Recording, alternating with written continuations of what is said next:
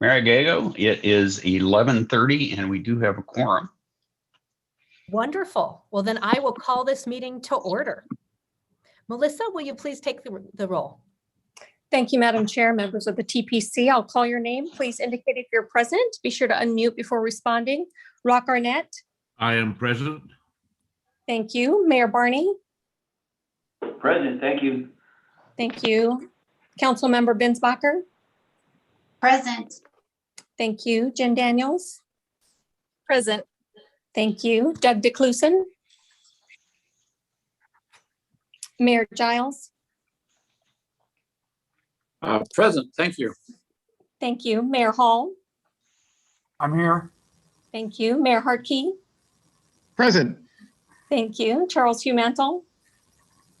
Present. Thank you. Mayor Lord. Present. Thank you. Mayor Peterson. Mayor Price. Present.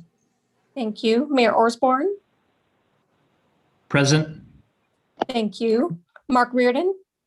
Present. Thank you. Supervisor Sellers. Present. Thank you. Mayor Weiss. Present. Thank you. Councilmember Whitehead. Present.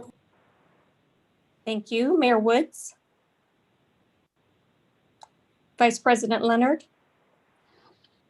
Is there anyone that I missed?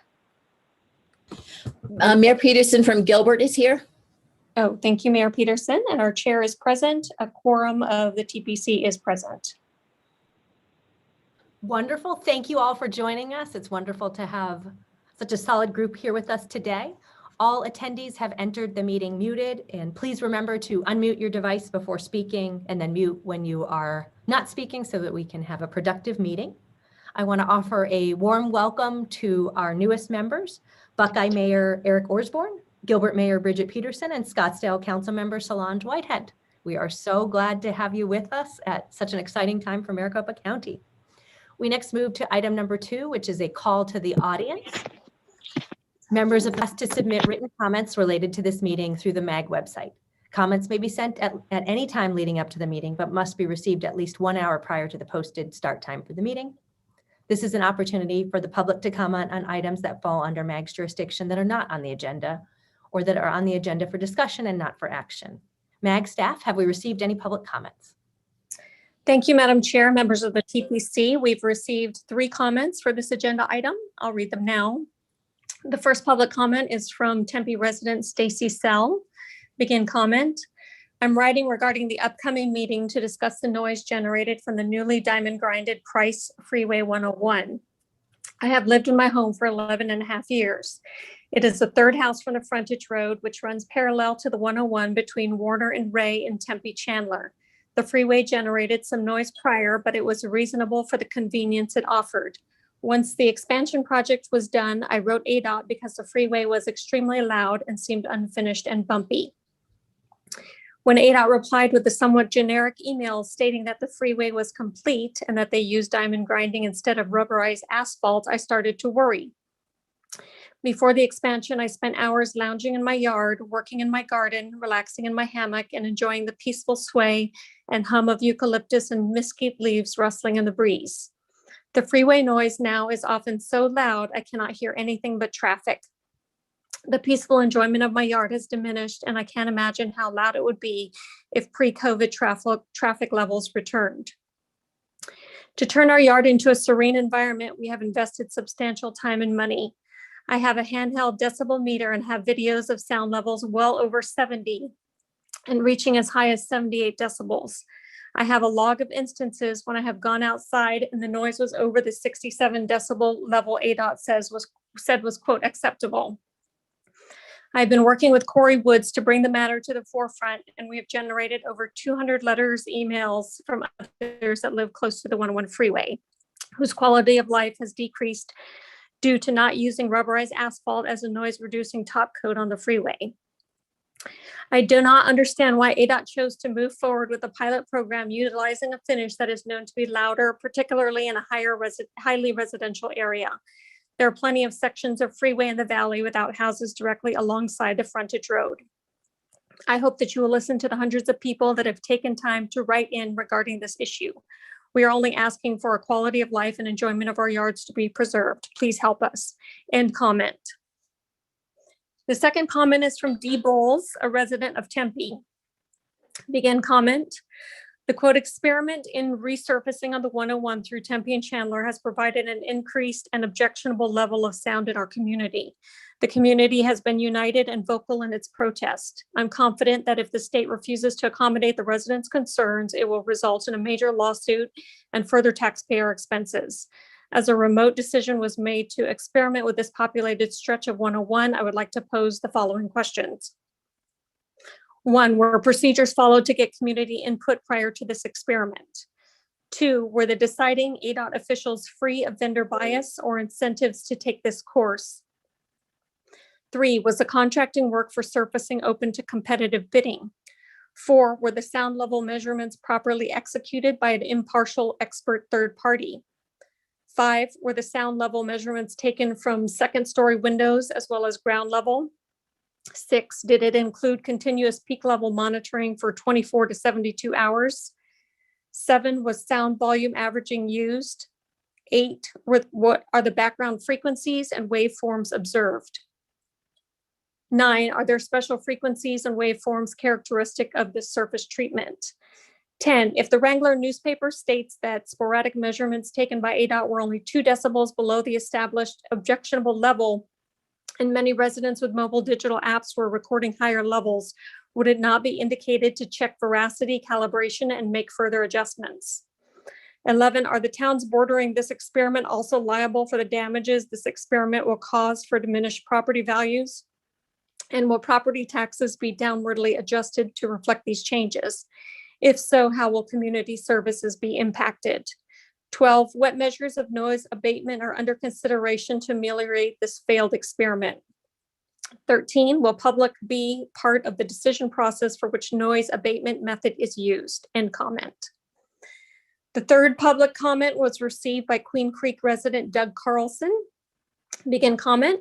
I'm responding to some of the issues raised in the rubberized asphalt diamond grinding noise abatement discussion. The durability of the asphalt rubber friction course, ARFC, was impacted by short-term cost-cutting measures which impact long-term performance and life cycle costs. Binder contents, or the glue that holds the ARFC together, have been cut by 10% or more, leading to earlier raveling and surface distress. ADOT should return to a design more toward a maximum binder content as optimum for the ARFC mixes, definitely not a minimum. For example, the I-19 stretch placed in the 1980s was still very serviceable in 2006 when they decided to recycle it. It can be recycled, which leads to another point. Diamond grinding does not recycle tires and may contribute to greater tire wear. The slurry generated by diamond grinding of in-service pavement is hazardous waste. It is full of fuel, oil, and grease drippings from vehicles and adds to waste disposal. The decibel reading does not tell the whole story. We know from the early days of the QPP that in the decibel level in the 1100 hertz range, the most annoying to human ears was as much as 13 decibels greater, an old PCC non-diamond grind, although the total decibel is 8. It would be worthwhile to see the current frequency distribution of the wayside measurements in the Tempe locations. Although the decibel meter may not reflect it, the human response clearly demonstrates an annoying change to the sound coming from the tire pavement contact and disturbing the quality of life of the residents. End comment. That is all the comments that we have, Madam Chair. Wonderful. Thank you so much. And thank you to all the members of the public who have provided comments. The next item is the approval of the consent agenda. Items 3A through 3D are on the consent agenda. Does any member of the TPC have questions or would like a presentation on any of these items? Hearing none, could I have a motion for approval of items 3A through 3D? So moved, Kevin Hartke. Second, Corey. Bridget Peterson. Thank you, Mayor Harkey, for the motion and either Mayor Woods or Peterson for the second. Any discussion? Melissa, will you call the roll? Yes, thank you, Madam Chair, members of the TPC. I'll call your name. Please indicate how you vote. Be sure to unmute before responding. Rock Arnett. Vote aye. Thank you. Mayor Barney. Councilmember thank you, Mayor Barney. Councilmember Binsbacher. Aye.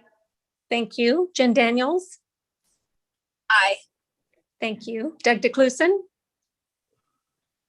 Mayor Giles. Aye. Thank you. Mayor Hall. Aye. Thank you. Mayor Hartke. Yes. Thank you. Charles Mantle. Aye. Thank you. Mayor Lord. Aye. Thank you. Mayor Peterson. Aye. Thank you. Mayor Price. Aye. Thank you. Mayor Osborne. Aye. Thank you. Mark Reardon. Aye. Thank you. Supervisor Sellers. Aye. Thank you. Mayor Weiss. Aye. Thank you. Councilmember Whitehead. Aye. Thank you. Mayor Woods. Aye. Thank you. And our Madam Chair, how do you vote? I vote aye. Thank you. Is there anyone that I missed? Thank you. That consent agenda carries unanimously. Thank you all. Item 4 is a Diamond Grind Pilot Program update. MAG Transportation and Economic and Finance Program Manager John Bullen will provide a report. Thank you, Madam Chair, members of the CPC. Good morning. Happy to be here today. Here to present an update on the Diamond Grind Pilot Program as requested by Mayor Woods at the January Transportation Policy Committee meeting. Pleased to be joined today by several staff members from ADOT. We have Randy Everett, the ADOT Central District Administrator, as well as Dana Mann, the Deputy Director for Communications for ADOT. Next slide, please. So today, I'll be talking about another number of different elements pertaining to both rubberized asphalt as well as the Diamond Grind Pilot Program. I'll first provide an overview of rubberized asphalt and how we got to this point today. Then I'll talk through the Diamond Grind Pilot Program that was approved by the MAG Regional Council last year. At that point, I'll turn it over to ADOT staff to go through what they've found thus far with the Diamond Grind Pilot project that's out on the Loop 101 Price Freeway, as well as speak to some of the public comment that they've received thus far. And then finally, I'll conclude by talking through next steps on this item. Next slide, please. So just a brief overview about the rubberized asphalt that we have in this region and how we got to this point. Next slide, please.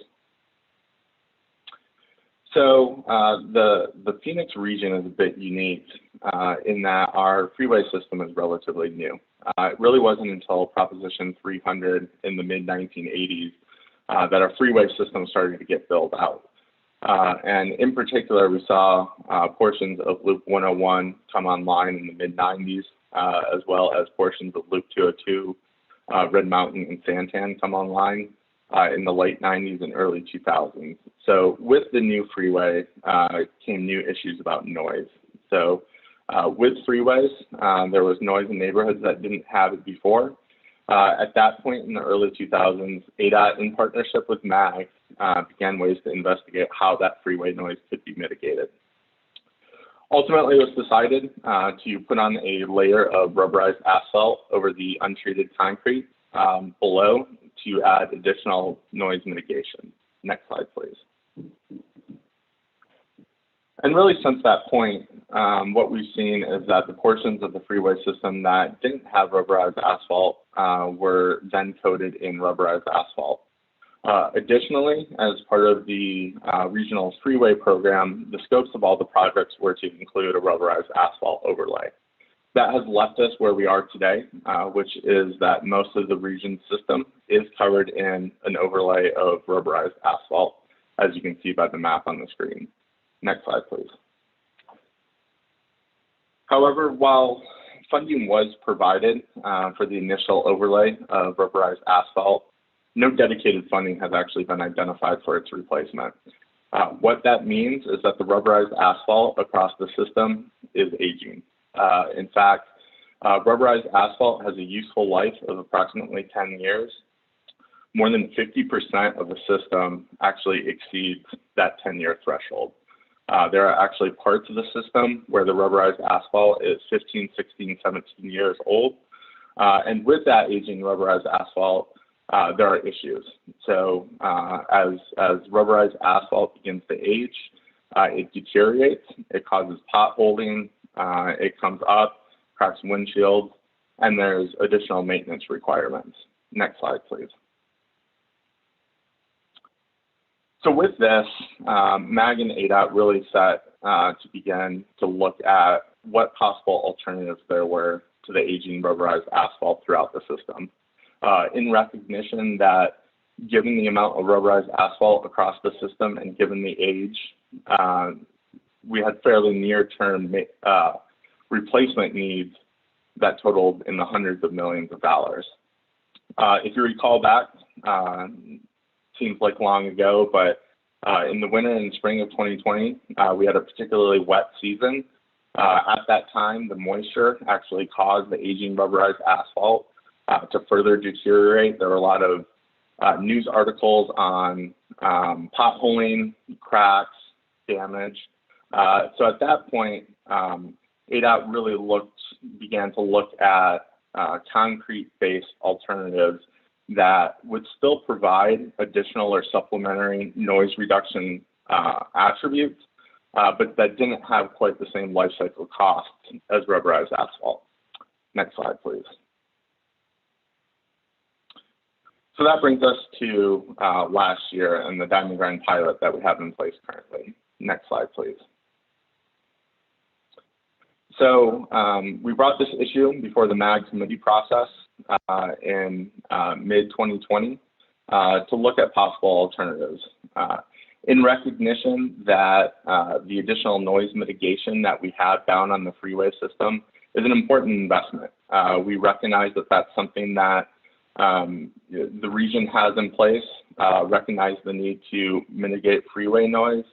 And so at the time, we worked closely with ADOT to determine what a viable alternative to rubberized asphalt would be that had lower life cycle costs, but still reduced noise.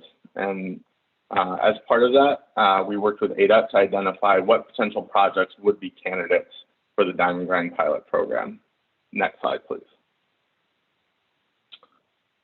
So at the time, we identified 3 projects. The first 2, Loop 101 between I-17 and Pima, as well as the project that we're discussing here today, Loop 101 between Baseline and 202. Those were really projects of opportunity. Those were projects that were currently under construction. The base treatment to those projects, the concrete was in good enough condition that it could support a diamond grind treatment, as well as the contractors that were working on those projects were able to put down that new treatment. We also identified a third project on the 101 from 75th Avenue to I-17. That project is currently in final design right now. Next slide, please. So in June of 2020, we received approval to pilot the diamond grind treatment on those 3 projects. One of those 3 projects has since been completed and open to traffic. That's on Loop 101 from Baseline down to 202. The second project on Loop 101 Pima from I-17 over to Pima Road, that's currently under construction. We do anticipate that that will be completed sometime this summer. So as part of the pilot program, we want to collect a number of different data points. So we want to look at what the life cycle costs associated with diamond grind are. What are some of the quality of ride attributes? We also want to look at what some of the noise readings are to get data there. And then finally, certainly a really important component, public acceptance and public comment on that treatment. Next slide, please.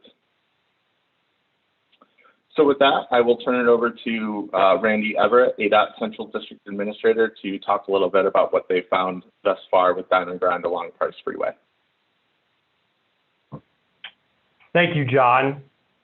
Good morning, Madam Chairwoman, members of the TPC. So as MAG region is realizing, and if you could just advance or bring that one back, John, or whoever's running this.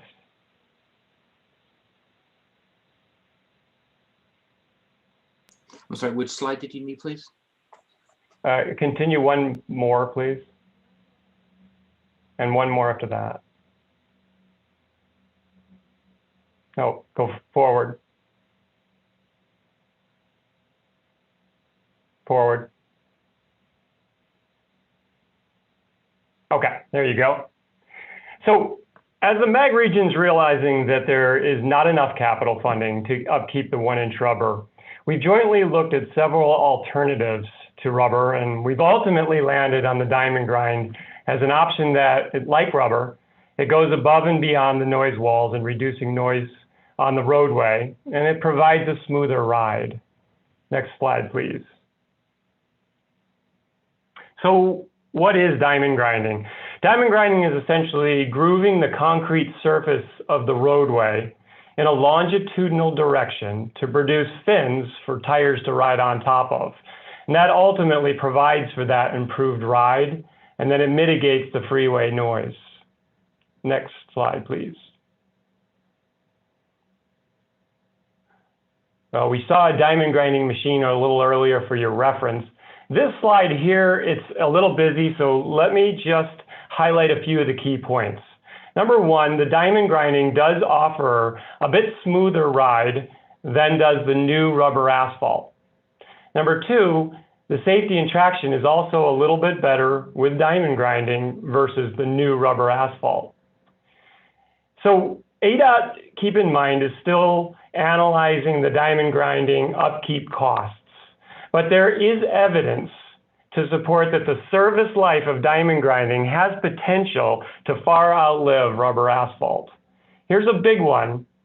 The service costs over 30 years are expected to be approximately double for rubber asphalt versus diamond grinding. So there's a couple without a doubt here, and without a doubt, and we're going to be talking about some of the pieces about noise in a second, a lot more. Sound levels are definitely less for brand new asphalt rubber.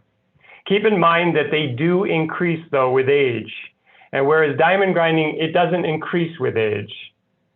Therefore, in about 8 or 10 years, we're actually looking at noise levels that with rubber asphalt, they're actually similar or higher than the diamond grinding noise levels.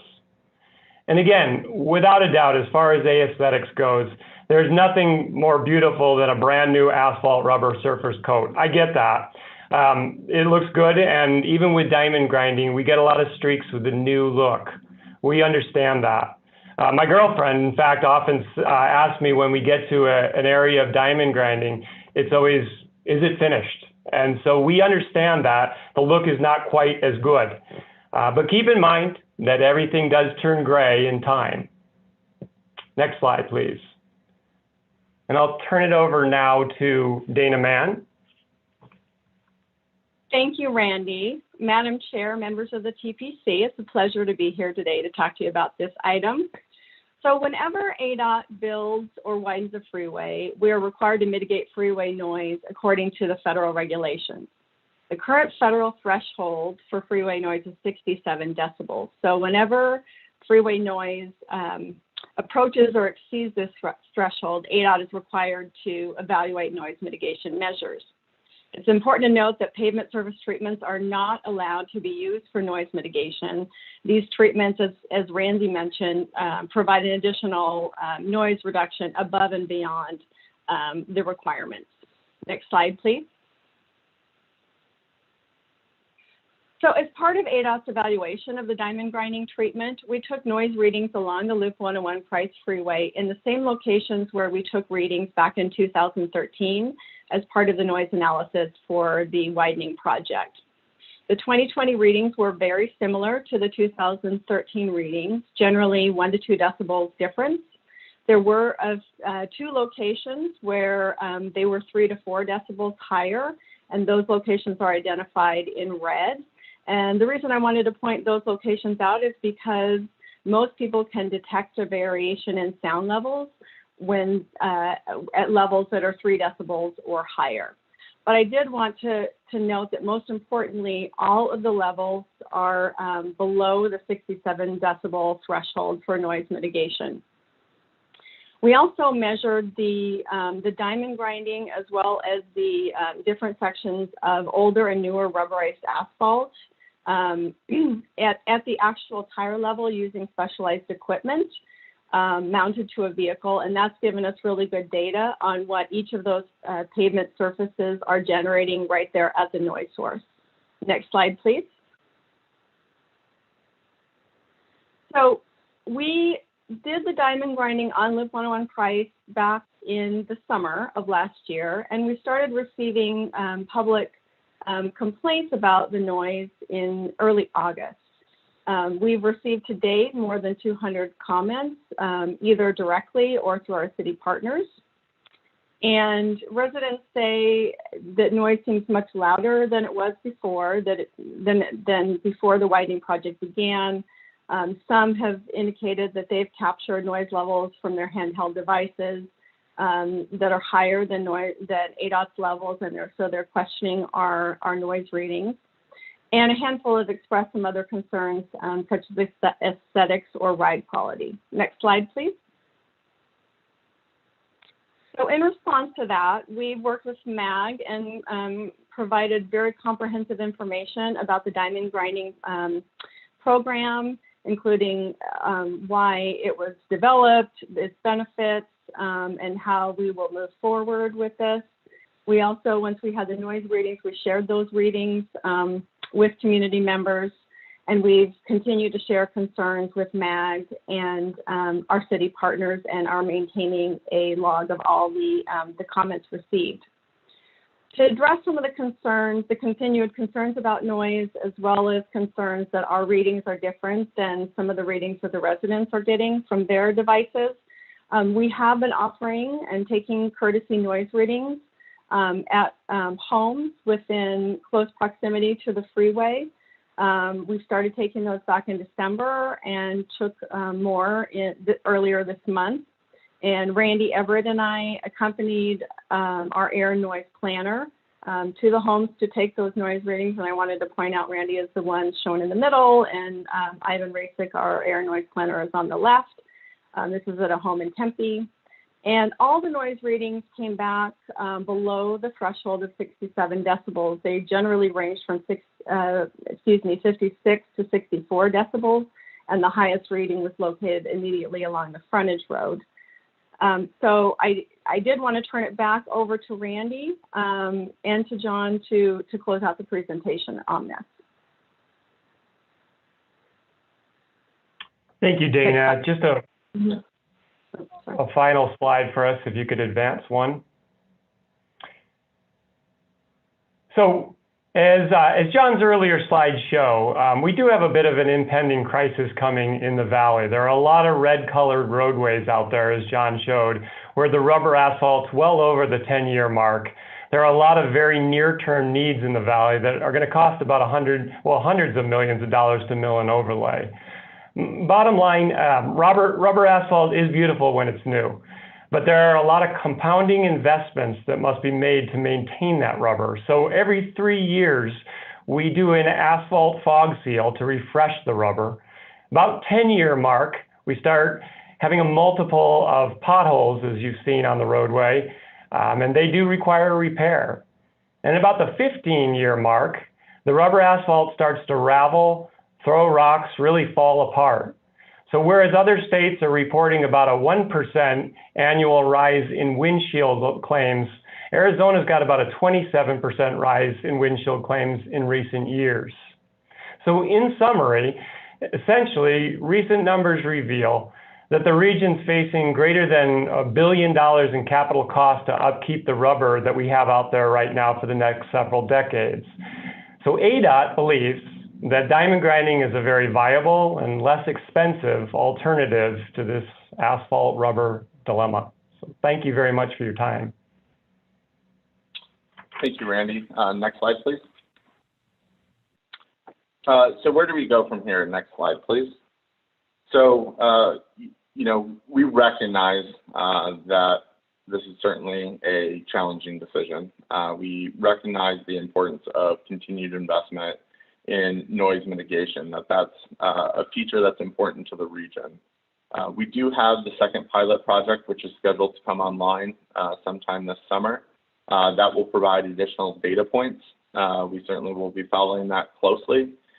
In the interim, we will continue to work very closely with ADOT, continue to get public feedback, and ultimately we envision coming back to you all, the policymakers, at some point within the next year or so to seek direction about what our long-term approach is, recognizing that there are sections of the system coming up which are in dire need of capital rehabilitation, whether that is diamond grinding, rubberized asphalt, or some additional treatment. Next slide, please. So, Madam Chair, that concludes my presentation, and we would certainly be happy to answer any questions. Thank you. Wonderful. Thank you, John. Any questions from the membership? Yeah, this is Jack. I've got a quick question. Chairman Sellers. Yeah, you showed that you did noise measurements on the rubberized asphalt prior to doing this grinding, but maybe I missed it, but I don't recall seeing numbers on that.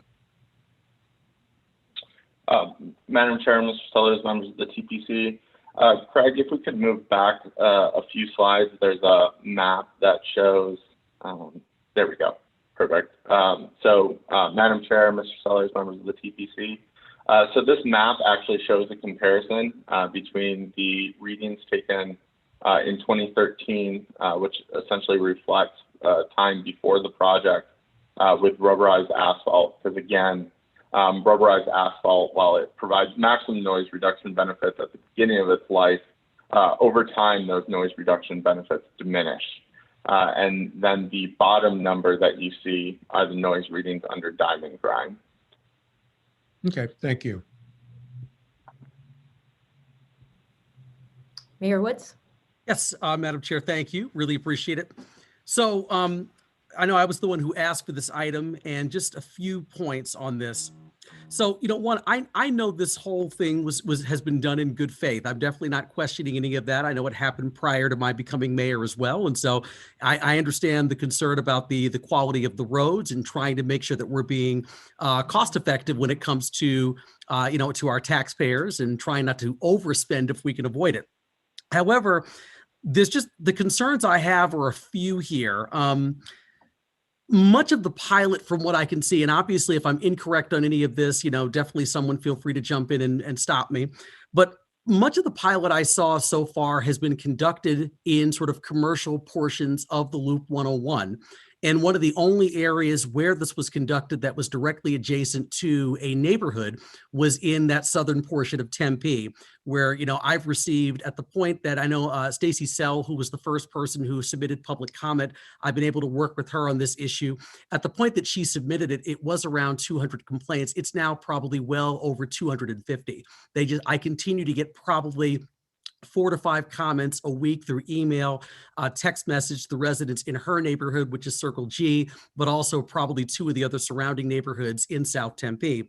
And so it seems like some of the pilot has been done in some of the more commercial areas, maybe directly adjacent to vacant lots and other places that are far less populated. But I feel like that's one of the reasons why we're getting more concerns in South Tempe, is because it is right directly adjacent to neighborhoods. My other concern is that, when I looked at some of the readings, I think one of the slides said that some of the readings were done between October 5th and October 6th. And I know things are very different this year, obviously, with the COVID-19 pandemic, and people aren't moving around as they once did. But the October 5th and 6th time, I still think falls during a lot of fall break for a lot of people. And so my concern is that the readings that take place on October 5th and 6th may not be the best time to actually take accurate readings when I'm thinking about like the amount of traffic that might be on the streets if fall break fell during that time period. My other concern is that there are some of the decibel readings that I'm definitely hearing from a lot of the residents that are in the interior, I believe, who are closer to the freeway. Maybe a little bit further from the freeway, they're getting decibel readings of 67 or less, but a lot of the folks that I know are directly adjacent to the Loop 101 are regularly outside with devices, and they're reading at 70 decibels or over, which would clearly be outside of policy. So I think part of my thing is I would love to find a way to continue to do some of these noise readings, but perhaps kind of broaden and expand the area to make sure that we're also capturing homes that are a lot closer to the Loop 101 than some of the places I think where this has already been done. My other concern, though, and I should say this, I've got two more comments and I'll try to wrap up. I know that there are other cities that are kind of next in line for the diamond grind treatment. I mean, Phoenix, Glendale, Chandler, Scottsdale. And so my concern is, as mayors and as council members, our residents have really, they've had to sort of deal with this first. And my concern really is wanting to make sure that that we can address the issue that's happened to our South Tempe residents, but also making sure it doesn't happen to residents in other communities. Because the challenge is, it's one thing for all of us here to talk about, the collection of data points, which I understand is critically important. But the problem is sometimes at the point that we're already collecting those data points, as we know, as electeds, we're already getting emails and correspondence and public comment from our residents saying, I understand the whole comment of the data points, but the problem is I'm already experiencing a diminished quality of life and lower property values as a result of this experience. And what I'm hearing regularly from a lot of my residents in the South Tempe area close to the 101 is, I'm laying in bed at night with my spouse and we're turning up the TV to drown out the noise. We used to spend a lot of time in our backyard with our kids and with our families and neighbors. And we're no longer doing that because it's so loud out here that we can no longer enjoy the quality and the peace of our backyard. And so my concern is trying to, first of all, remedy a situation that's happening in our community, but trying to also make sure that if this is becoming a challenge with this new technology, that for lack of a better term, we kind of pump the brakes a little bit and don't kind of expand the pilot to other communities, where they may then begin to experience some of the same issues and their residents may have the same concerns. The last thing I'll say, and then I'll stop, is that I really would like to see if we can find a way to kind of have an independent firm come in and conduct a noise study and a sort of an analysis of the Price Freeway, where this diamond grind technology has been put in. And if MAG, would like to oversee or run that study, I would be more than happy to have that happen. I think that would be great to have them involved in this process and in a very real way of providing some oversight. But I do think that an independent study at this point is needed, given the over 250 comments and pieces of feedback that I've gotten from the South Tempe residents who are living directly adjacent to that freeway. And once again, I just want to say before closing, I recognize that, this is all, I'm not claiming anything nefarious here. I know that we're all dealing with a crisis when it comes to the quality of our roads and frankly, not having enough money when it comes to, highway user revenue funds to do what we need to do. And so we have to explore sometimes technologies that might cost less. But I just think that we have to make sure that we're not doing that at the expense of the quality of life and property values of a lot of our residents. So I just wanted to close with that, but I appreciate the time today, Madam Chair. Madam Chair? I'm going to go first to Councilmember Whitehead, who asked, is there any data on the impact on tire life, rubberized asphalt versus diamond grind? Madam Chair, members of the TPC, Randy, I think you might be the best person to answer this. Yes, Madam Chairwoman, members of the TPC, I really don't have an answer for that. I apologize. We could probably look something up, but I don't have an answer for that at this time. Wonderful. Thank you. Mayor Hartke. Thank you, Madam Chair.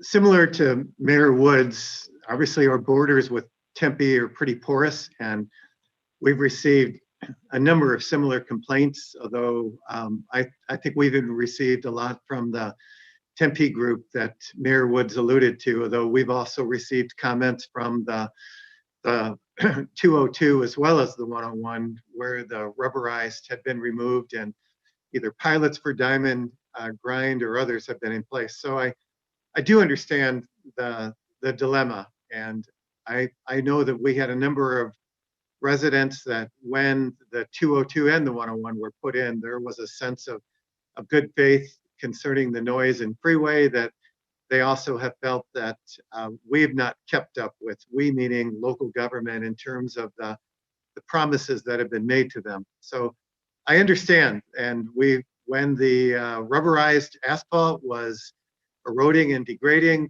we were getting comments left and right about windshields. So there's almost, it seemed like both programs at the decay years of the rubberized as well as the diamond point had issued their own unique complaints. So I do have a question. Is there other technologies? Are there other possibilities out there that MAG has looked at that both preserves road and reduces noise rather than just the straight concrete that we can pursue as a test to see what else is out there? Or are we left with what obviously many consider an increased noise of the diamond point or the diminished life of the rubberized? I don't know who is best to answer that. Madam Chair, Mayor Harkey's, members of the TPC. Certainly we've looked at some of the different materials available. I'll let Randy follow up on some of the specific research that ADOT did. Part of the reason that we were particularly attracted to diamond grind is because that's fairly standard across the country in terms of that additional or supplemental noise mitigation along freeways. But Randy, perhaps you could speak to some of the other methods that you had tried out and provide an ADOT perspective. Sure, Madam Chairwoman, members of the TPC. We did try a couple of experiments with a test section up on the Pima section of the 101. One was a deeper groove, which is often called the next generation grinding. That's a bit of a deeper groove. It often offers a little bit, maybe since the deeper groove is in there, it offers a little bit more absorption of the sound. We did try a skidabrator, which is where little ball bearings are thrown into to actually increase the traction. We did try that. We tried a little bit of micro milling, which was a complete failure. We are not aware of any more rubber, any other rubber options at this point in time. The diamond grinding seemed to be the best at the time. The whisper grinding or next generation grinding was good. It's very expensive though, and it put a little bit of a damage to our underlying concrete at the joints. And it really didn't help improve the sound quality all that much. It was just about a decimal or two better. So that's why we ended up going with the diamond grinding. Those are the ones we've looked at so far. Thank you, Madam Chair. Thank you. Mayor Giles. Thank you, Madam Chair. I need to join with expressing concerns from my neighboring mayors, Hardkey and Woods. We're having similar complaints along the 101 as one of the communities that neighbor there. And I want to preface this by saying this is a real problem, and I appreciate ADOT's good faith efforts to try to resolve what to do with the rubberized asphalt situation and all of the problems associated with it that have been described here. However, I would second Mayor Wood's suggestion that we initiate an additional study on behalf of MAG to confirm or to offer some additional explanation to the additional complaints that we're sure to receive if diamond grinding continues to grow as a proposed solution to rubberized asphalt. What I'm hearing from some of our residents is that certainly decibel levels is a concern, but the pitch of the noise that's created as a result of diamond grinding is a particularly irritating pitch.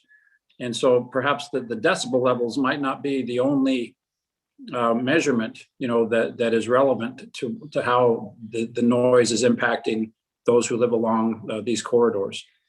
So I add my support and second Mayor Wood's suggestion that MAG, I guess, realize the obvious here, which is this is going to continue to be a growing source of controversy in our communities, particularly residential neighborhoods that are at the border freeways.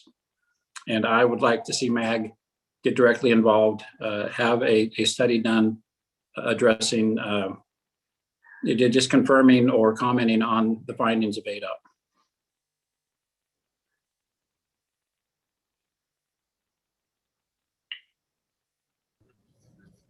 Thank you, Mayor Giles. John or Eric, anything to add or thoughts on the mayor's comments? Yeah, Mayor, Madam there Chair. you go. Go ahead, Eric. Yeah, I would say, Madam Chairman, members of the Transportation Policy Committee, we can certainly launch a independent study of the issue fairly quickly here. So I have to amend our work program and do some other housekeeping things, but we certainly can do that. Wonderful. Thank you, Eric. Madam Chair, just a quick question, if that's okay. Please, Mayor Woods. Thank you. Eric, with the additional study, the independent study, would that also be then kind of expanding and broadening some of the areas that we're currently doing the sound readings in to make sure that we are really capturing those homes that are kind of directly adjacent to the Loop 101? I just want to make sure that part of that study is really expanding and broadening, because I know a lot of folks who live right up against the freeway in South Tempe, and they're consistently they're sending me pictures from their phones of the holding their decibel reader in their hand, and it's reading 71, 72, and so I just want to make sure that those are also included if we're going to go through with the independent study. Yeah, Madam Chairman, members of TPC, Mayor Woods, we certainly will look at other areas other than those that just sitting in their backyard. One of the things that you really have to be careful about on the measurement of sound, it's very sensitive to the techniques that are used. And so it's really important that the sound is measured consistently across the different areas too. And so you don't get some readings that don't reflect reality. Especially height makes a difference, and so ADOT has some very sophisticated guidelines they follow that are they follow the federal guidelines on noise mitigation, and so we'll incorporate that too. We'll also look at I think the tire wear issue is interesting, and I think it's also we'll take a look at the frequency issue too, which I think those are the three things that came up during the discussion today. So I think that it'd be appropriate to include all three of those elements in the study moving forward. Thank you. I appreciate that, because I wanted to second Mayor Giles's comment. I do think that the frequency issue and the pitch is also something that really has to be studied. So Eric, I really appreciate you mentioning that. And I just think last thing here, and I'll stop. I also think that the main concern I have is that I want to make sure that we, when I hear, when we start talking about the sound that comes from the freeway versus ride quality, and I'm a person who uses the freeways regularly, the 101, the 202, I'm consistently on them for work. But I think that if I had to probably guess, more of our residents from across all of our cities are going to care a lot more about the noise that something generates than the actual ride quality. When I'm driving in my car, I can barely kind of notice the ride quality when I'm doing 60 or 65 miles an hour, but the sound is something I can definitely hear. So I would frankly always sort of rank the sound and the pitch and the frequency issues above what the ride quality is when I think we kind of determine what we want to use to resurface roads. But that's just my perspective. So.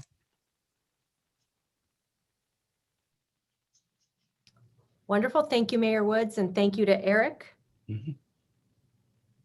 Hearing no further comments on this item, we will move to item 5, which is an update on the development of the new regional transportation plan.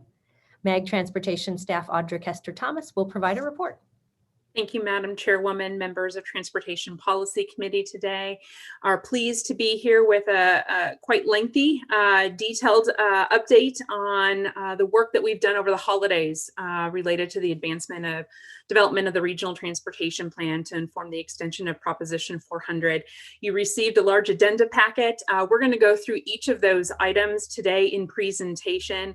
I do want to also acknowledge distribution of letters of recommendation for projects to advance into scenario planning. We'll touch on that in today's presentation that was distributed yesterday afternoon after the request came in through last Friday.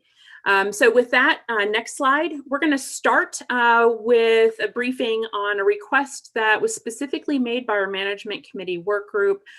Folks particularly interested in the ongoing baseline commitments coming out of Proposition 400.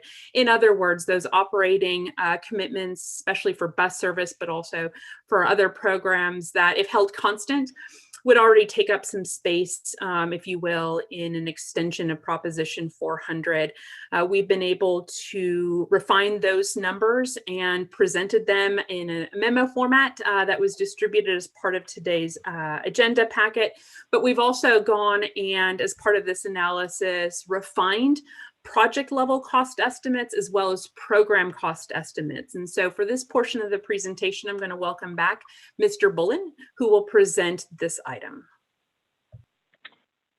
Thank you very much, Audra. Madam Chair, members of the Transportation Policy Committee, could we advance slide, please? So before we talk in detail about what ongoing commitments we have and what some of the cost calculations that we came up with were, wanted to reorient everybody to our revenue projections that we had generated last fall. So what you see on here is the total sum of revenues that we're forecasting in the next regional transportation plan.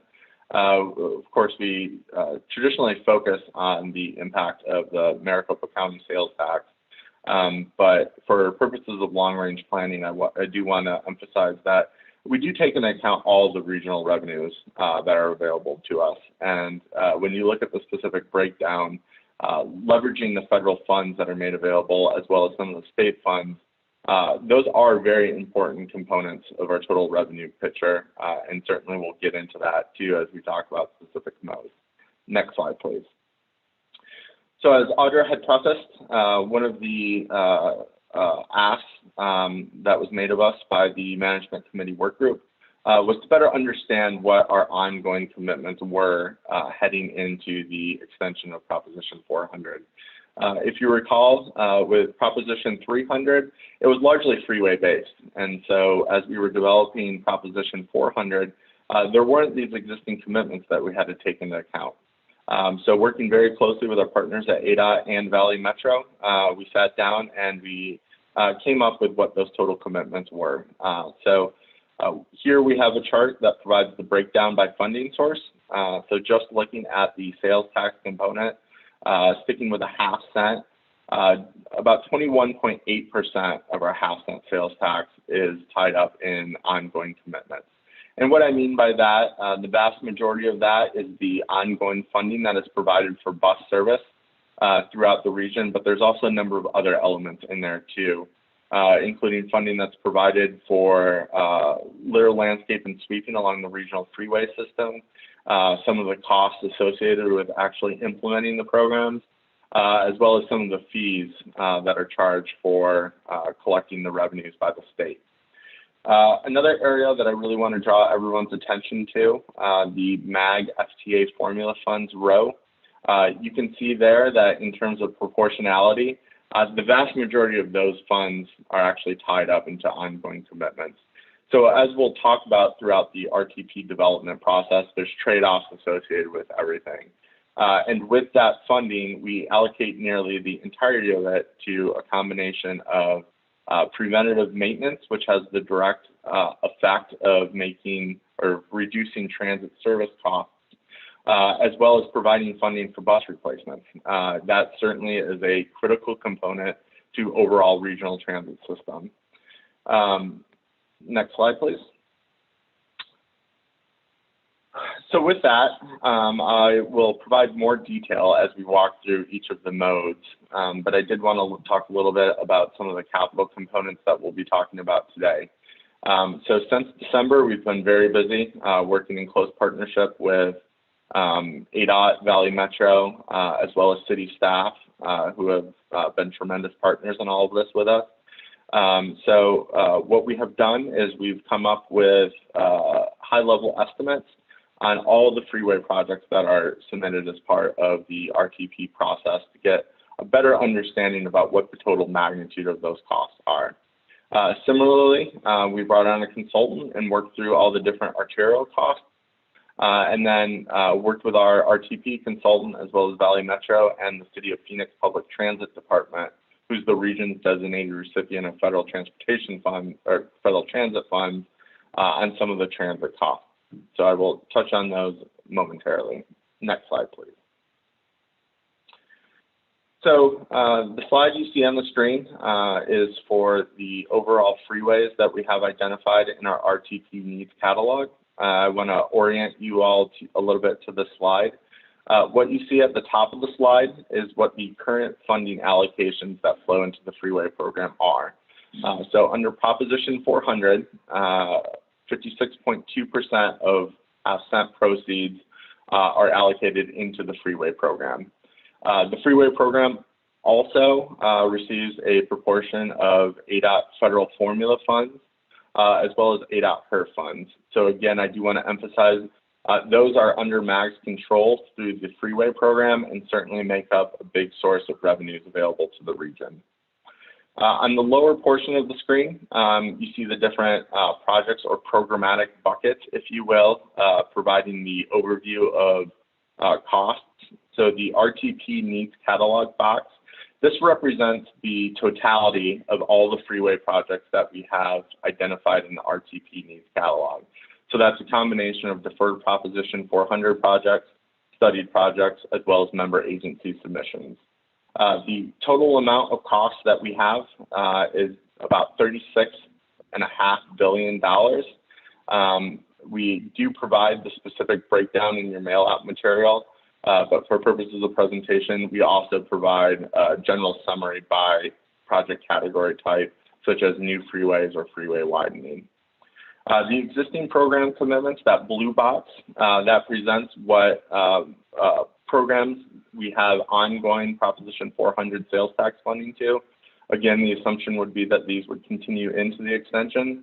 So there's funding that's allocated for the actual implementation of the freeway program, as well as funding for litter landscaping sweeping. And then finally, potential new programs. So these are new programs that we would consider for purposes of the extension. So we just got done with our discussion on rubberized asphalt. There's also the freeway management system. Again, this is one that we have funded in Proposition 400, provides a essential program really to increase freeway mobility without adding additional capacity. Next slide, please. Our next modal category, arterials. Again, same methodology on the slide. You can see the current funding allocations at the top. In total, largely stemming from member agency submissions, a lot of need on the arterial side. A total of approximately $11.8 billion in submitted arterial projects. To put this into context, our current Proposition 400 arterial program is approximately $1.6 billion total. So again, many times over the arterial needs than what we currently have funding for. We also provided potential associated programs. Programs such as intersection improvements, as well as safety, one of the big points of emphasis for the new RTP, or even additional funding for freight improvement. Next slide, please. And then transit. Qualifier that if you look at the top of the screen, you see our current revenue allocations.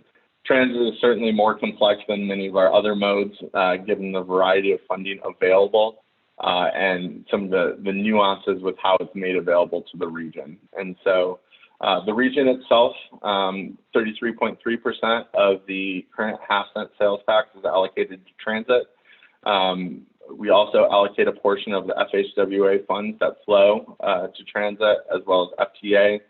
And then to fund many of our large high-capacity transit projects, the region goes after federal discretionary grants.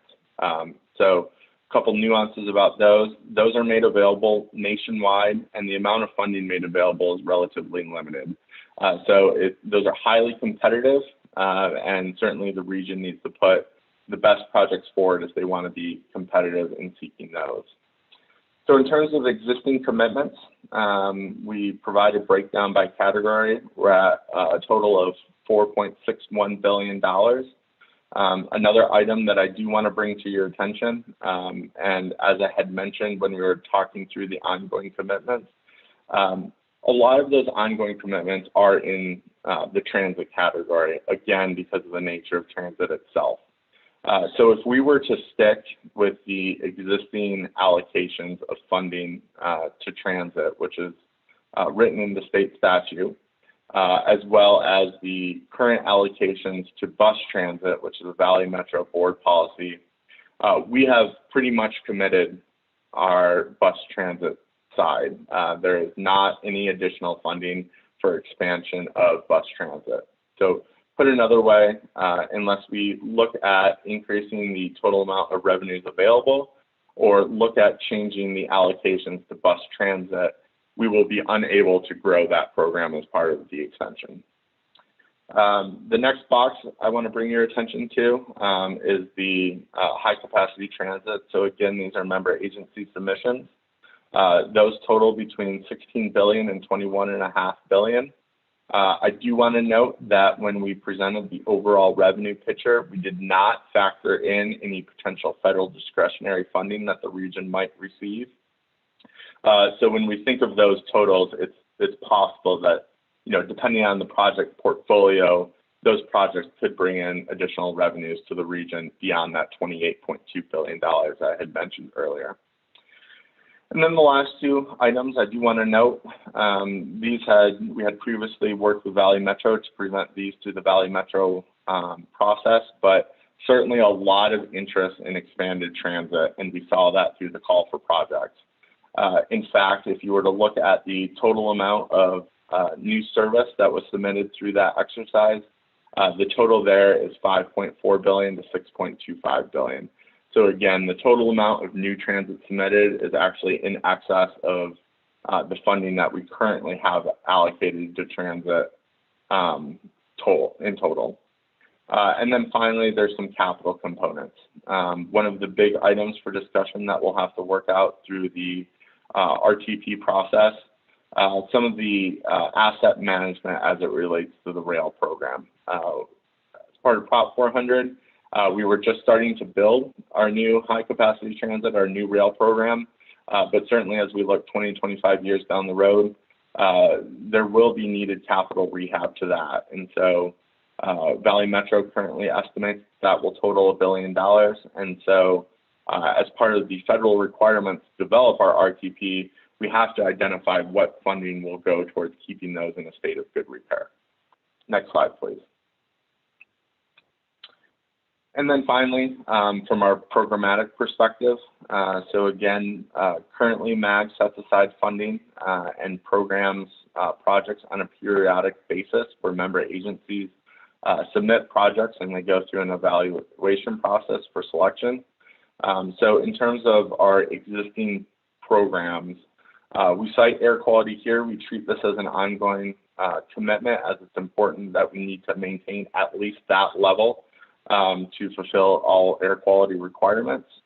There's also the possibility to expand our current transportation demand management strategy. So that's things like rideshare, telecommuting, employer engagement. Active transportation is another area where we saw significant demand come in from member agencies. So if we were to extend the current funding levels, totals just more than $250 million over the next 20 years. However, if we compare that to both the MAG Regional Active Transportation Plan, that amount goes up to just under $700 million. And then compare that to member agency submissions, really reflecting demand and need for active transportation across the region. That total is even greater still, between $2 and $3 billion. Also, ITS, again, this is an existing program that we fund. If we were to extend current levels, just under $200 million, but both our regionally approved plan, the SMNO, as well as need catalog submissions were far greater than that amount. And then on the right side, some new programs that we still have for consideration and that we're carrying forward as part of the RTP planning process. So that includes commuter rail, emerging technology, as well as arterial and street pavement preservation. Next slide, please. So Madam Chair, Audra will be talking about some of the work on the scoring next. I will defer to you if you would like to entertain questions on the cost component before we move on, or if you'd like to move on in the presentation. Why don't we pause for a moment and just entertain any questions on costs? So does anyone have any questions specifically on costs that John just presented? All right, then we're ready for Audra. Fantastic. Thank you, Madam Chair. Thank you, John. We'll move on now to our step 2, recognizing John just presented our tremendous amount of need in the region and it's part of the universe of ideas that were submitted by you over the course of last spring. We now need to continue to refine and pull back the number of eligible projects for consideration so that we can get to a fiscally constrained portfolio. Next slide. We presented this performance-based process last spring, and we spoke specifically over the summer on our step 2 project level evaluation. How can we reduce the number of freeway and arterial projects for consideration in scenario planning, identifying those that are in areas of highest need first. And so we presented the methodology brought back then through at the end of the year, weights that were concurred on in December by regional council, and then moved into this winter, applying that methodology as a scoring rubric. Next slide. You'll see we had over 550 or so projects to apply with this methodology. The intent here was to identify those highest needed in areas so that we can move those into our scenario planning process. Next slide. We applied the methodology concurred by our policy committees, and you'll see here kind of the distribution of scores. Arterial projects scoring against arterial projects, freeway projects against other freeway projects. You'll also see the cut line that we proposed as part of this process. A couple of notes that I want to emphasize here. We did not consider cost of the project in the evaluation. The methodology itself was focused on need-based around our 5 goals that we had articulated, all data sources that range from safety matters to level of congestion, to delay, freight matters, all data sources that we house within MAG to apply this purely quantitative analysis. You'll also recognize the cut line. For those of anyone who's done the math, you'll see that it's about the bottom third of those performance that we've drawn a cut line. Recognizing that we need to continue to reduce the number of projects for consideration.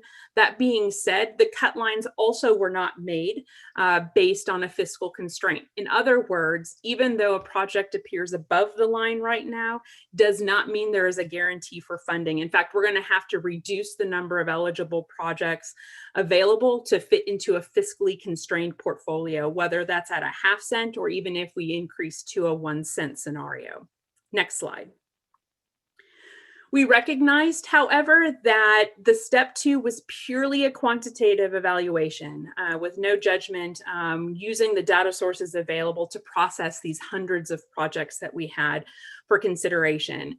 We proposed a step 3, a qualitative moment to step back, review the portfolio of projects above a cut line, see if there were any that we missed that we would want to justify to pull forward as a potential project for consideration in scenario planning.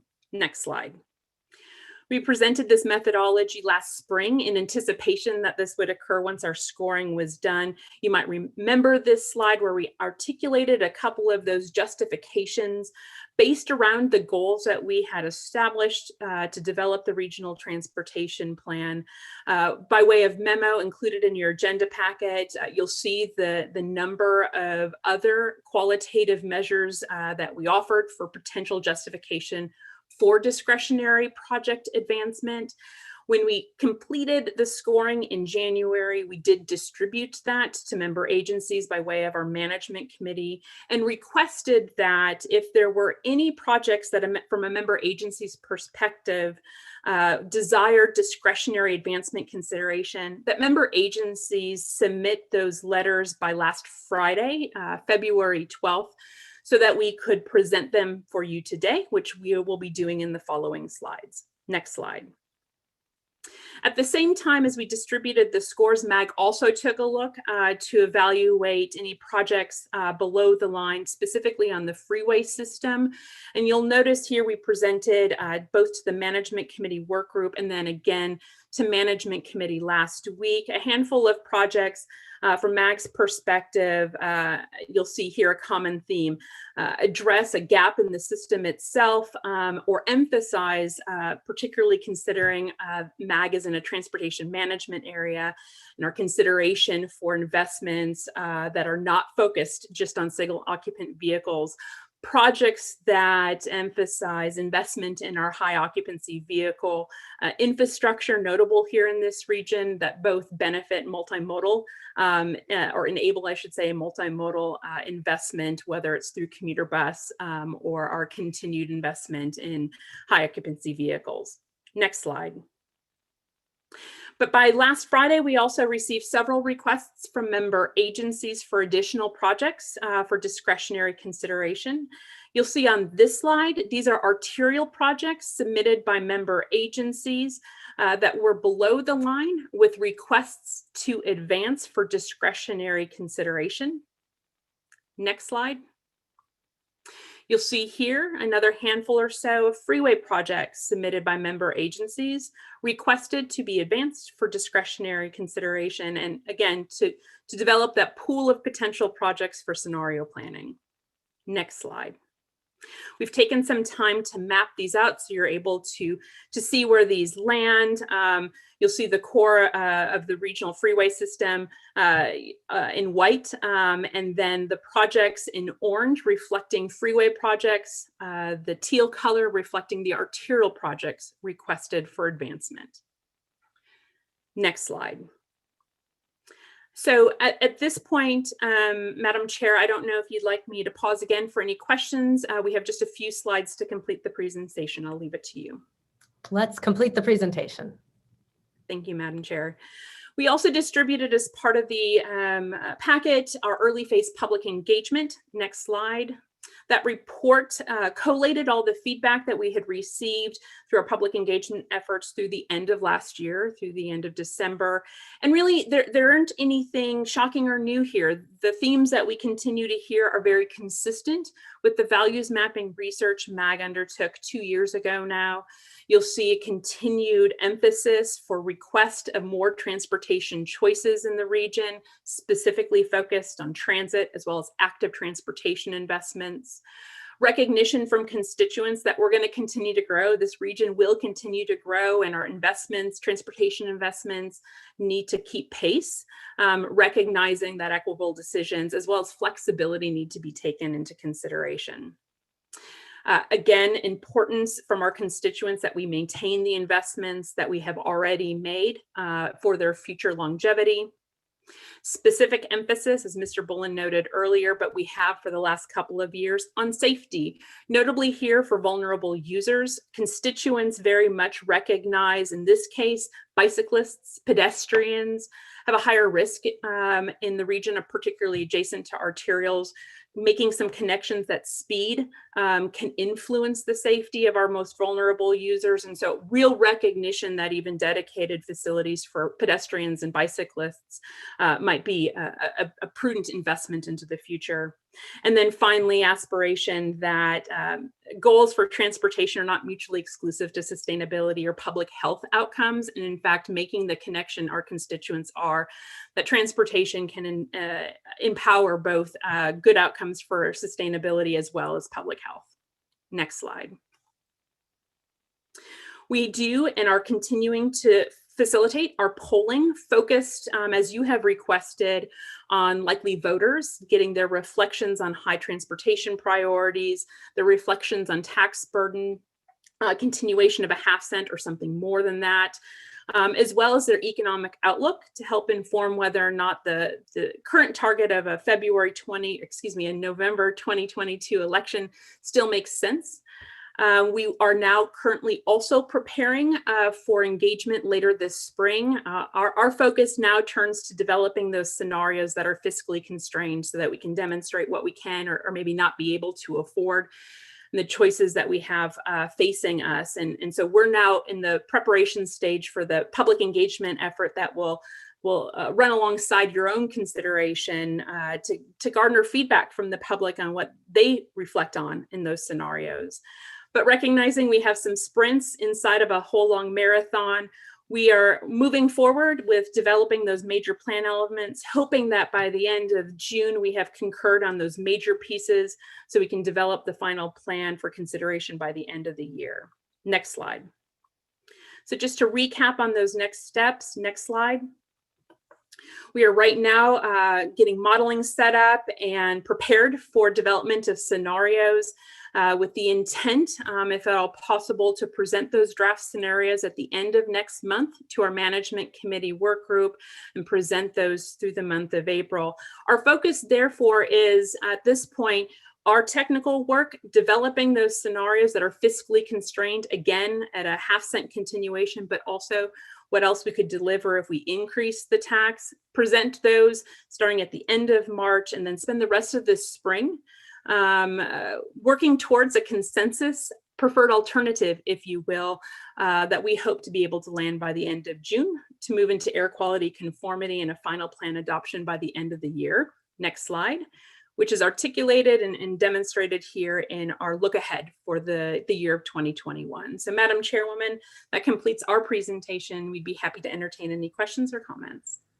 Wonderful. Thank you, Audra and John. Questions or comments?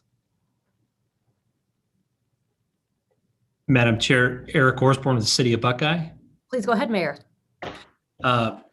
Thank you, Madam Chair. We have a couple of issues with the list that was presented and where some of the projects within the City of Buckeye fall below the line. I'm thankful that you guys are acknowledging those and the letters that we sent along this last Friday. Specifically the State Route 30 and where that falls.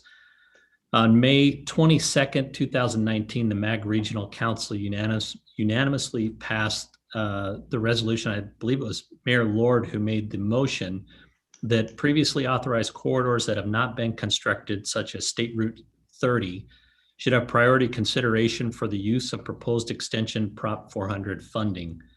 And this State Route 30 corridor between State Route 85 and State Route 303 was included in the original Prop 400 and approved by voters, including our voters, in 2004. However, it's not been given that priority consideration in the latest iteration of projects. And it would probably be difficult to go back out to our voters in Buckeye and say, we want you to vote to continue the Prop 400 extension, and even though we didn't consider building State Route 30 and are not considering it for another 25 years based on what y'all have presented now. And I have a legal pad list of reasons why, and I don't want to jump into all that stuff and take up everybody's time, but we think there are some of these factors that have not been considered, such as safety, where that was considered in the two other segments, which we believe are very, very important.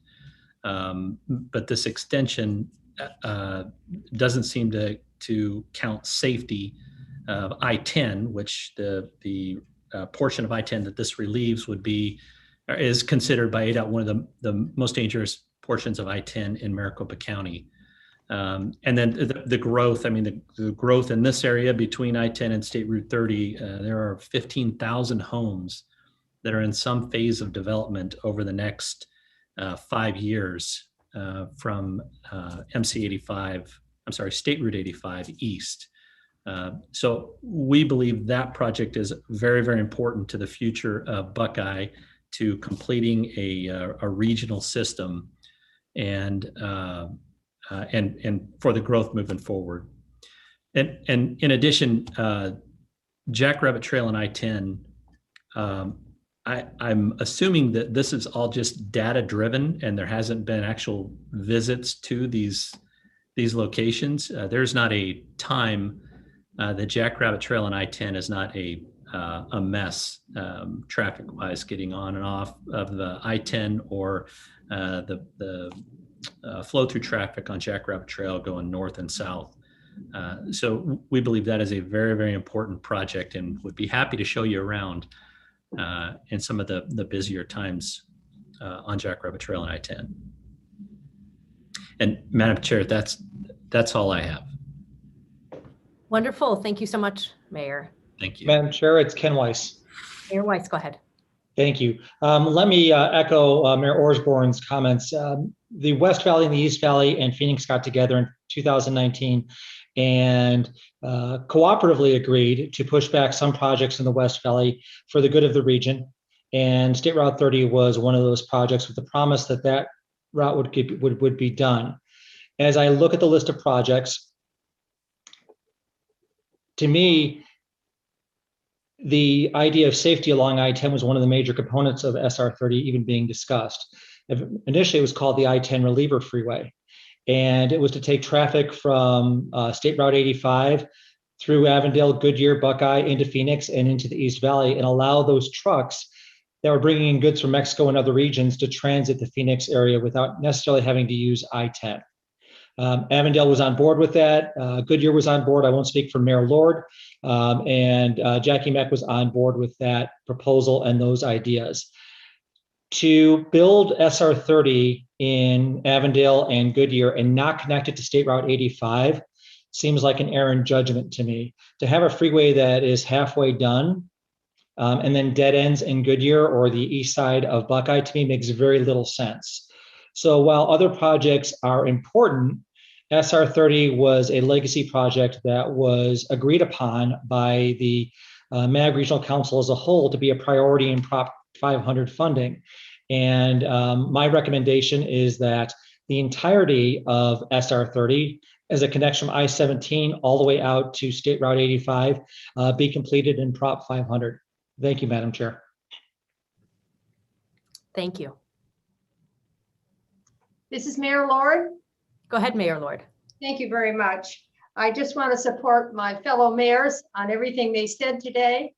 And, you know, in good faith, we cooperate in many ways. And so I've understood, and unless we've forgotten that, first off, first on, and somewhere that just disappeared. And so, you know, I believe in the word honored. And I thought that would be honored, and it's not being. So I'm very disturbed about that. And they're both right about the amount of traffic, the number of trucks coming from Longmont. And you know, I want to tell the other side of our state is they're taking goods to their cities and to their parks, and they pass through our city. So it's not like we're just on the outlining area and we're just furnishing it for ourselves. We're not. We're helping the entire state. So, and then lastly, as you know, I believe in raising it to a cent. If you look at this and look at the growth of our state, the things that are coming to it, and you expect to be able to furnish that, Meg, you can't do magic. I appreciate everything you do. But there's no magic with this. It's called dollars. It's called cents. And we need to be realistic. We need to stop being so politically on all of our decisions. So you get elected here, or you don't get elected here. It isn't party, it's not party.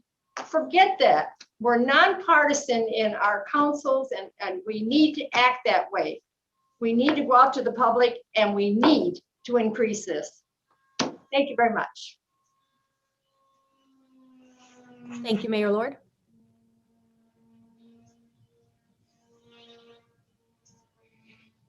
Wonderful. Well, thank you to Audra and John again for the presentation. It's neat to see the plan coming together, and the next few meetings are just going to be so exciting as we see the future of Maricopa County. I, for one, am still hopeful we do not allocate every single portion of the tax to leave a little bit of money for innovative projects in the future that we don't know today, but it will be tempting because there are so many great projects that are out there in our county and frankly more need than resources at the moment. With that, we will move to A closely related item, item 6, the legislative update. MAG Policy and Government Relations Director Nathan Priver will provide a report. Thank you, Madam Chair, members of the Transportation Policy Committee. Yes, this conversation is going to be related to the previous agenda item on enabling legislation. So I want to kind of take us back to where we've been and where we're headed and kind of what's happened along the way, if you will. So recall back in October of last year, the Regional Council adopted and approved policy principles. One of those included focusing on development of the Regional Transportation Plan, and that would yield the enabling legislation approach headed into the 2022 legislative session. So clearly, as we've seen in the prior presentation, a lot has happened on the plan development. A lot still needs to occur. A lot of conversations need to occur in the coming months, and then landing on the final developed plan in the summer of this year. Again, the hope and intent here is with a plan that the region is supporting, the member agencies are supporting, that will inform the enabling legislation ask, if you will. So we are better positioned to have that conversation with our legislators heading into the 2022 legislative session. And that remains our approach, again, going back to our policy principles approved last year. Along the way, the legislative session is started and is ongoing.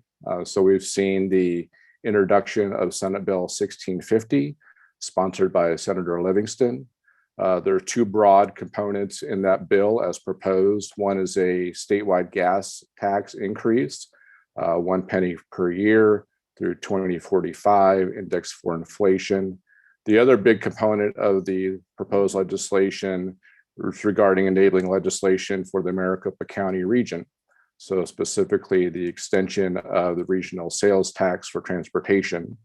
As proposed, it was proposing a 3/4 cent for regional sales tax for transportation. A number of other provisions include an additional Maricopa County supervisor seat to this body, the Transportation Policy Committee, representing more unincorporated areas of the county. And there were a number of prescriptions, are a number of prescriptions in that bill regarding percentages of funding allocated to different modal buckets, if you will. A lot of those prescriptions are something of a straight line from Proposition 400 into the next plan. But as clearly as we've seen in the earlier presentation, there are a lot of considerations, a lot of changes and differences from what was developed in Proposition 400 and that plan, and then the new plan being developed now and going forward. So simply drawing a straight line, if you will, of funding percentages to modal buckets simply does not work. We appreciate member agency involvement and engagement in this conversation with legislators. Of note, our Regional Council Chair, Mayor Wires, Transportation Policy Committee Chair, Mayor Gallego, and Regional Council Vice Chair, Mayor Giles have been very active in these conversations. And as just a note from MAG staff, we are very appreciative of the leadership and involvement from our leadership, Regional Council and TPC, and of course, all our member agencies. So Senate Bill 1650 was scheduled to be heard in the Senate Transportation Technology Committee this past Monday. That bill was ultimately held. So for the moment, it is on pause due to legislative calendars, timelines, and processes. That bill is on hold, if you will. But if we know anything about the legislature, it's never over till it's over. So we will remain vigilant in tracking developments along this. So we appreciate member agency involvement. We will continue, obviously, focusing on our plan processes and the enabling legislation approach that effort will yield. Madam Chair, that concludes my presentation. I'm available for any questions. Wonderful, thank you. And I want to acknowledge Chairman Wires has done a great deal of work on our behalf to advocating for the important role that the Maricopa Associations of Governments and this committee does in crafting the regional plan. And we wish him a very speedy recovery and wish him well. Questions on the legislative update? Madam Chair, it's Ken Weiss. Please go ahead, Mayor. Nathan, just a quick question. As we got the update from Audra and from John, we touched on that June is probably when we would have everything kind of not finalized, but working toward an end for Prop 500. That would mean that legislature would hear it next year. Kind of give us, I guess my fear is that I see us having two bites at the voter's apple. One is in 2022 and maybe 2024. Kind of give us some timeline on when the legislature would have to have everything wrapped up so we could send ballot information to Maricopa County to send it out to the voters in 2022. Right. I'll start to answer that question. I'll also turn it to Eric Anderson for some history in Proposition 400 and that legislative and ballot approach as well. So Madam Chair, Mayor Weiss, there is an opportunity to have this kind of enabling legislation complete during a legislative session in a given year and still have a ballot to the voters move forward. That was the approach done in Proposition 400. I believe that the enabling legislation was the first, if not among the first bills to emerge from House and Senate and ultimately signed early in that legislative session. Then later that year, there was a ballot before the voters. So there is a path to do this way. It's been done before. But clearly, as Ms. Kester-Thomas mentioned, polling is being done as well. So economic security of voters is important. So that would also help inform when a ballot would be called. Mayor Weiss, you're correct. There's only so many opportunities between now and the completion of Proposition 400 and the enabling legislation. But we have been comfortable and confident in our approach. Again, as outlined going back to last year, really looking at the 22 session for the enabling legislation, and then we'll see when a ballot to the voters moves forward, be it 22 or some year beyond that towards the end of Proposition 400. Eric, do you want to expand on that for me a little bit? Yeah, we actually are putting together a timeline with our legislative consultant on some of these key dates. Obviously, working backwards from November of 2022 for assuming that's the date that we continue to focus on. By late spring, early summer, we have to have the legislation pretty well wrapped up by that time.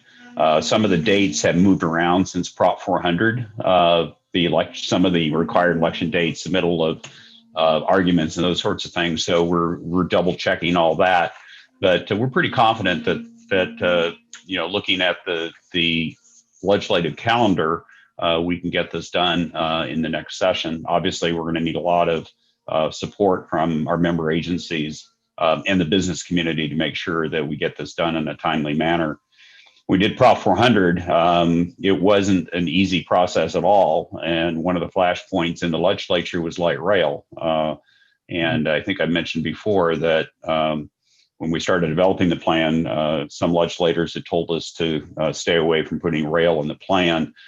We ended up putting 57 miles in. And so that certainly caused a lot of discussion in January of 2004.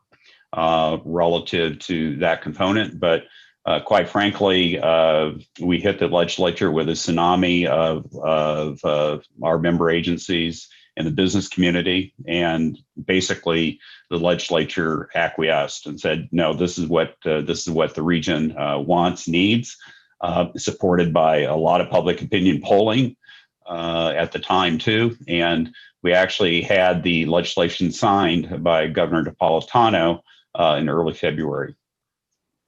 Is there any concern, Madam Chair, this will be my last question. Is there any concern as we go to 2022, and I would agree with Mayor Lord that we probably need to look at a cent over a half cent. Looking at the presentation today, and I went through the projects line by line over the weekend because I don't have a social life.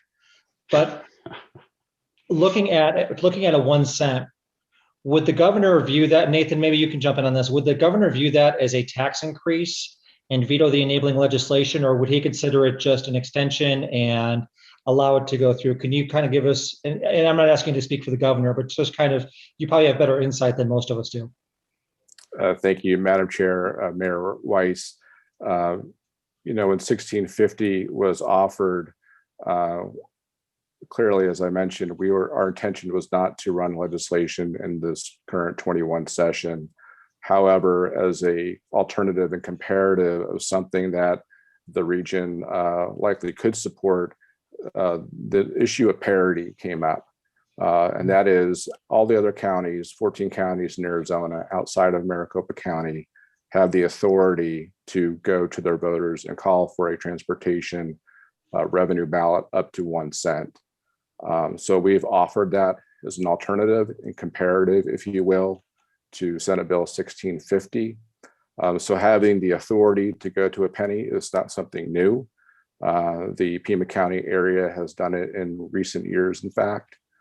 So I think that's something that could be offered in terms of having that enabling legislation simply be in parity with the other 14 counties, the ability to call about up to 1 cent. Sure. Thank you. Thank you, Madam Chair. Thank you, Mayor Weiss. And as someone who's a fan of your wife, since it was Valentine's Day, I hope you'll take her on a nice vacation at some point or something. We're going to New Orleans in 3 weeks, so I think she'll be happy. Oh, okay. Then I'm feeling much, much better. And just to add to sort of a response to your question, but in Phoenix, we did increase our sales tax to support transportation projects, and the governor has to sign off on all our initiatives, and he did sign off on the implementation of that. And I think no one considers him to have raised taxes in Phoenix. He was just helping us move forward with what we did. But I think that is consistent with his pledges and still allows us in Phoenix to make the appropriate transportation investments for a quickly growing city. I appreciate that, Madam Chair. Thank you. All right. Seeing no further questions from the membership, thank you, Nathan, for your report. Any requests from the membership for a future agenda item? Any comments or announcements from the membership? Business is now concluded. We are adjourned. Thank you so much. Thank you.